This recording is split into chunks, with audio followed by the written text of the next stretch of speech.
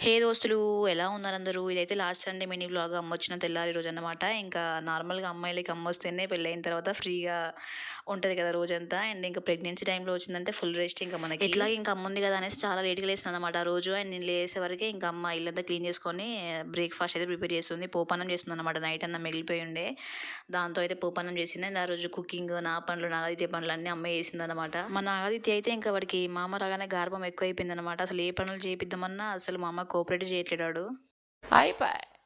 చూసారు కదా మా నాగదిత్య, వాడు ఎప్పుడు ఏదో ఒకటి చేస్తూనే ఉంటాడు అన్నమాట. ఇంకా మా అమ్మకి ఏం చేయాలో అర్థం కాక నవ్వుతుంది. అంతకుముందు అయితే మా అమ్మకి ఫోన్ చేసినప్పుడు అమ్మ వీడు ఇట్లా చేస్తున్నా అట్లా చేస్తున్నా అంటే ఒక్కరిని చూసుకోలేకపోతే ఇట్లా అనేది అనమాట. ఇప్పుడు ఏమంటుంది తెలుసా, ఈ పిల్లగాడి ఒక్క దగ్గర ఉండట్లేదు అంటుంది అనమాట. ఎవరికైనా దగ్గర నుంచి చూస్తేనే ఫుల్ క్లారిటీ వస్తుంది కదా. అండ్ ఇంకా తినేసిన తర్వాత అయితే అమ్మ లంచ్లోకి ఎగ్ పుల్స్ అయితే చేసి నాగదిత్య కనుక స్నానం చేయించింది. నేను కూడా అందులో ఫ్రెష్ అప్ అయిపోయి అమ్మతో అయితే మంచి తీరిక కూర్చొని జుట్టు అయితే వేయించుకుంటున్నాను.